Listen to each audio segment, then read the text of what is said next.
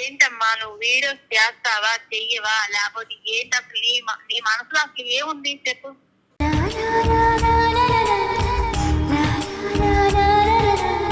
వాళ్ళు బాగుపడ్డావు, నీ కళ్ళెదురు చేసిన వాళ్ళే బాగుపడ్డప్పుడు నీకేమైందమ్మా? ఏది చేయిందని నీకెందుకమ్మా? నీకు అర్థమైతే మనసు ఉంది మమత నీకు అర్థమైతలేదు. బాధపడుతుందమ్మా నా గురించి. నా బిడ్డ అంత దెబ్బతింది నా గురించి. ఇప్పుడు తన తమ్ముళ్ళ గురించి అమ్మ గురించి ఆలోచించింది కాబట్టి నా బిడ్డ మళ్ళీ నా దగ్గర ఉంది. జీవితం నీదిలే నిర్ణయం నీదిలే. దానికి లైఫ్ లో ఎవరైనా ఎంత తోళ్ళైనా తప్పు అనేది ఒకటి జరిగిద్ది. మంచోడు గాని చెడోడు గాని ఎవరైనా సరే ఏడుస్తుంది.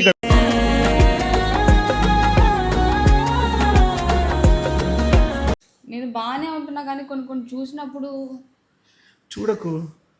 ఏమైంది? ఎందుకు ఏడుస్తున్నావే? పండు పండు నువ్వు ఎంత స్ట్రాంగ్ పండు.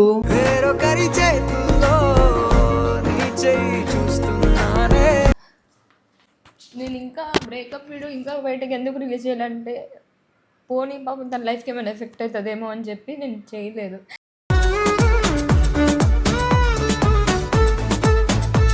Hello guys, welcome back to our channel పండు తోరచ్చా. Welcome back guys. అండ్ వచ్చినప్పటి నుండి పండుని చూస్తూనే ఉన్నాను అనమాట. చాలా డల్గా ఏదో కోల్పోయినట్టు, జీవితంలో ఏదో అంతా ఓడిపోయినట్టు ఏదో చేస్తుంది. ఎందుకు ఇట్లా? బ్రేకప్ అయిపోయింది కదన్నా. బ్రేకప్ అయితే అట్లా చేస్తారా? బ్రేకప్ అంటే మీరు నిజంగా మీరు లవ్వే లైఫ్ అనుకుంటున్నారు, బతుకుతున్నారు. నేను అట్లా కాదన్నా. నేను అప్పుడప్పుడే ఆలోచిస్తే అప్పుడప్పుడే బాధపడతా, రోజు బాధపడను అసలు వీళ్ళు. సో నేను ఒకటే అనుకున్నాను అనమాట, నా దగ్గర ఉన్నప్పుడు అన్నీ క్లియర్ చేసుకుని ఉంటేనే ఉండాలి. నా దగ్గర ఊరికనే బాధపడుకుంటా ఉన్నాను అనుకో, ఎదుటి మనిషికి కూడా మైండ్ అంతా ఖరాబ్ అయిపోతుంది. సో ఏమున్నా సరే ఇది నేను క్లియర్ చేసేద్దాం అనుకుంటున్నా ఈ ఇష్యూ గురించి.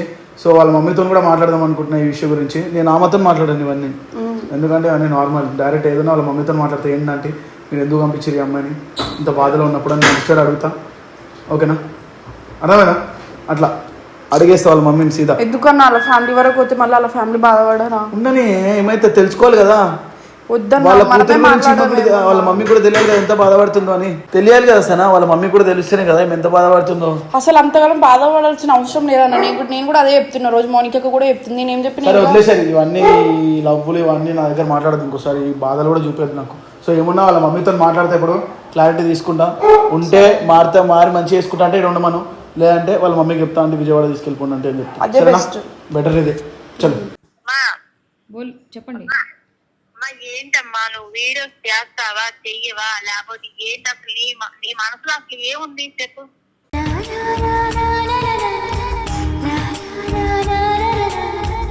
నేను చెప్తాను నీకు మంచితనంగా, అమ్మా నువ్వు చెయ్యకపోతే మానేసి ఇంకుండిపోయి ఎక్కడికి వెళ్ళొద్దు అని. ఒకటి నిజంగా వీడియోలు చేయనంటే విజయవాడలోనే పెట్టుకోనండి, ఇక్కడికి పంపేకండి.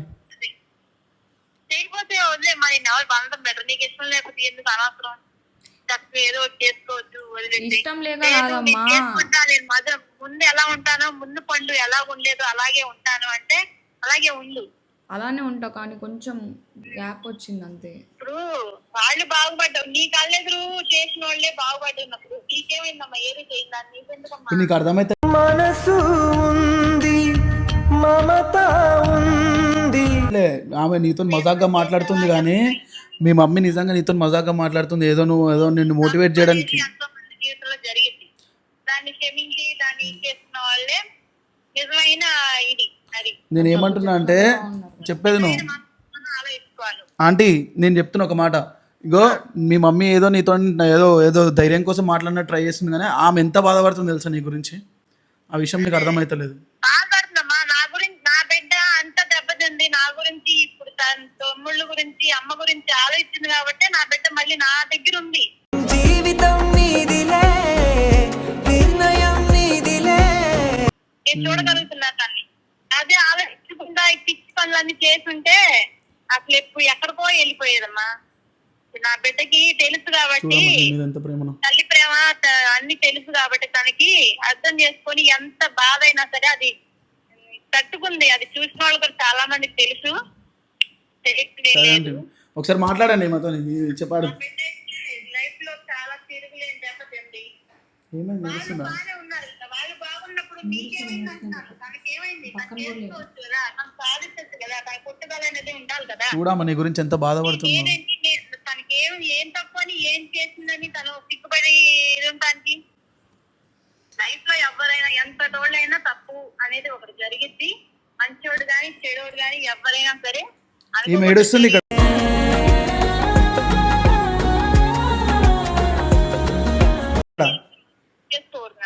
ఈమె ఏడుస్తుంది ఇక్కడ.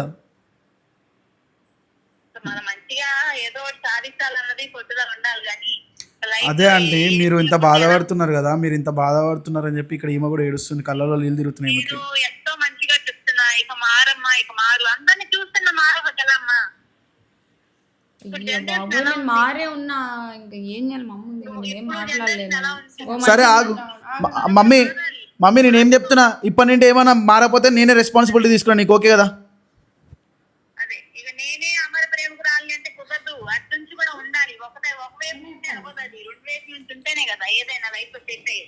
సరే అండి, మీ మీ మీ మాటలు చెప్పారు కదా, నేను కూడా మొత్తం మాట్లాడుతూ ఒక్క 5 నిమిషాలు టైం ఇవ్వండి, సరేనా? సరే అమ్మా, సరే. చూడమ్మా చూడు, చెయ్యాలని మంచిగా ఉండాలి, మంచిగా చేయాలని నేను కోరుకుంటున్నా. అందరితో మంచిగా ఉండాలి, మంచిగా చేయాలి. సరే అమ్మా, నేను చెప్తా. నేను మాతో మాట్లాడి మీకు ఫోన్ చేపిస్తున్నా. నాకు మీ మాట మీద నాకు నమ్మకం ఉంది, లేకేం కాదు అమ్మా. సరే అమ్మా, నేను ఫోన్ చేస్తున్నా. చూడమ్మా ఎంత బాధపడుతుంది, నీకు అర్థమవుతుందా పండు? నేను బాగానే ఉంటున్నా కానీ కొన్ని కొన్ని చూసినప్పుడు. చూడకు.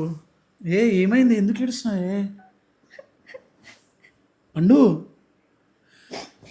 పండు నువ్వు ఎంత స్ట్రాంగ్ పండు.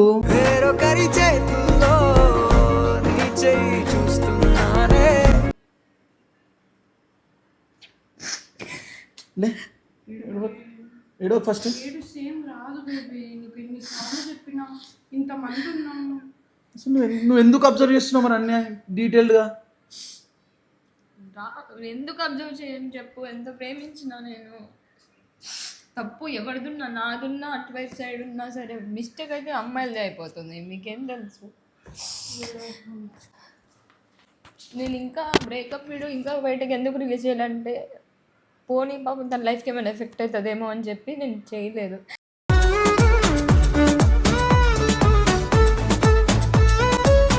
కానీ ఆ అబ్బాయికి నా ముఖం చూస్తే విరక్తి వస్తుందంట. అంత పనులు నేను ఏం చేయలే, ఒక బూత్తో తిట్టినా.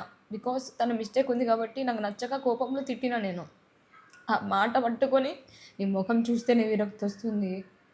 నువ్వు షుగర్ అవుతున్నావు, నీకు అర్థమవుతుందా? సరే రిలాక్స్. ఫస్ట్ ఆ వాల్పేపర్ తీసేసి నువ్వు అన్నీ కావాలని నువ్వు ఏదో గుర్తు తెచ్చుకోవడానికి పెట్టుకుంటే. గుర్తు తెచ్చుకోవడం కాదు, ఎందుకు ఆ వాల్పేపర్ పెట్టుకుంది నేను మోటివేట్ అవ్వడానికి. ఎవరిని అడిగి నేను చూపించాల్సిన అవసరం లేదు. అది చూస్తే అట్లీస్ట్ మారిపోతా అని చెప్పి నేను అలా పెట్టుకున్నా. ఇప్పుడు ఏంది, నీకు ఆ పర్సన్ కావాలా? వద్దు, తను నాకు కావాలి కానీ ఆ అబ్బాయికి నేను వద్దు. వేరే అమ్మాయిలు ఉన్నారు వాడికి. పోనీ నాకు బాధ, నేను పడతా కొన్ని రోజులు అంతే. మళ్ళీ నేను ఇన్ని చూసినా ఇవన్నీ చాలా తక్కువ ఆఫ్టర్ ఆల్ అని అనుకుంటా అంతే. డాన్ నువ్వు ఎట్లుండాలి అని 10 మందికి చెప్పేట.